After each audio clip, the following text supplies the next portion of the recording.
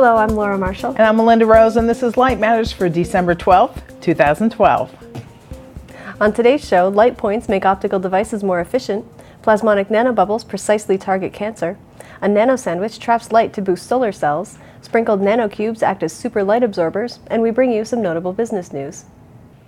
A Caltech device can focus light into a point just a few nanometers across, an achievement that could lead to next-generation applications in computing, communications, and imaging. The 2-nanometer-long rectangular waveguide is built on a semiconductor chip with standard nanofabrication techniques, making it easy to integrate with existing technology. You're watching the final fabrication step as a stream of high-energy gallium ions blasts away unwanted layers of gold and silicon dioxide to carve out the device's shape. The tapered point at one end gets around the light beam's diffraction limit by focusing not just the light, but also the coupled electron oscillations, or surface plasmon polaritons. Because these SPPs are directly coupled with the light, they carry the same information and properties and serve as a proxy signal. Previous nanofocusing devices were much more inefficient, typically focusing only a few % of the incident photons into a narrow line, and the majority absorbed and scattered as they traveled through the devices. But the new waveguide can focus light in 3 dimensions, producing a point a few nanometers across and using half the light. Focusing the light into a slightly bigger spot, 14 by 80 nanometers, boosts the efficiency to 70%. In creating high-resolution imaging devices, the waveguide could focus very small light beams onto biological cells containing fluorescent proteins. And because light can travel in the reverse direction through the device, it could also be used to create a high-resolution microscope. The next step is to optimize the design and to begin building imaging instruments and sensors. A single laser blast activates plasmonic nanobubbles that selectively kill diseased cells while at the same time treating others and leaving neighboring healthy cells untouched. The unique tunable plasmonic nanobubble technique, which was developed at Rice University, shows promise for replacing several difficult processes now used to treat cancer. Current cell processing is often slow, expensive, and labor-intensive, and suffers from high cell losses and poor selectivity. Experiments proved that a single laser pulse creates large plasmonic nanobubbles around hollow gold nanoshells, which selectively destroy unwanted cells.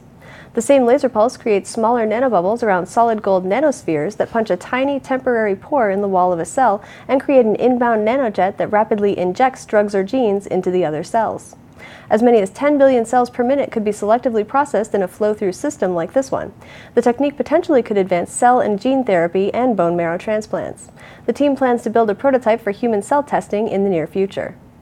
A nanostructured sandwich of semiconductor material acts like a black hole for light, nearly tripling the efficiency of organic solar cells. Cheap and flexible plastic devices could be the future of solar power, but they are not as efficient as current silicon-based technology. Organic cells tend to reflect light rather than absorb it and don't fully capture the light they do absorb. Princeton University engineers used a thin gold mesh to help overcome these challenges. This metallic sandwich, called a plasmonic cavity with a sub-wavelength hole array, serves as a window layer for the solar cell, helping to increase its efficiency by 175%. Under direct sunlight, the organic cell reflects only about 4% of the light and absorbs 96%. It demonstrates 52% higher efficiency in converting light to electrical charge than conventional cells. The thickness of the sandwich, the spacing of the mesh, and the diameter of the holes are all smaller than the wavelength of light. This creates a sort of trap where light enters with almost no reflection and does not leave. The solar cells can be manufactured cost-effectively in wallpaper-sized sheets using a low-cost nano-imprint technique. So I guess you could say this is another fine mesh they've gotten us into. I guess you could say that. Microscopic silver cubes, when sprinkled at random on a polymer-coated gold surface, can provide a simple and tunable way to create large-area absorbers that perfectly absorb light of a given wavelength. This ability is essential for many photonic applications. Ideal, perfect absorbers of infrared or visible light have been made using lithography, but such an approach is expensive and difficult to scale up to the large surface areas required for many applications. A simple chemical method developed at Duke University uses a dusting of silver nanocubes to modify the absorptive properties of a metallic surface. When separated from the underlying metal by a very thin insulating layer, the cubes act as tiny antennas that cancel out the reflectance of the metal surface.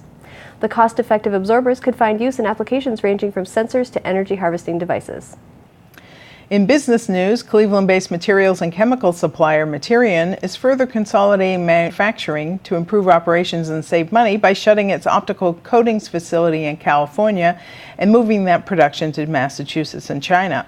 It's also closing its Czech Republic plant and consolidating those operations at its plant in Ireland. The company had previously announced it was closing operations in Newburyport, Massachusetts. Materion will also cut its advanced materials business in New Mexico from 4 facilities to 2.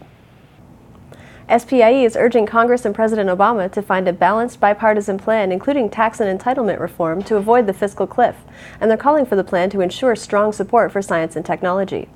In a recent letter, they said that in addition to spawning the GPS, the laser, and the internet, technology has enabled countless medical advances.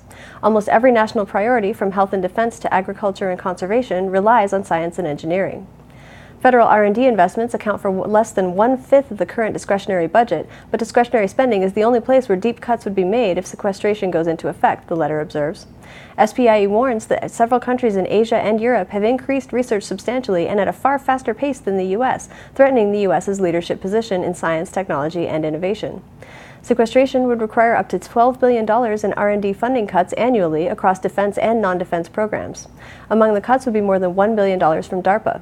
Over $11 billion from the NIH, $4.6 billion from the Department of Energy, and $2.1 billion would be cut at the National Science Foundation.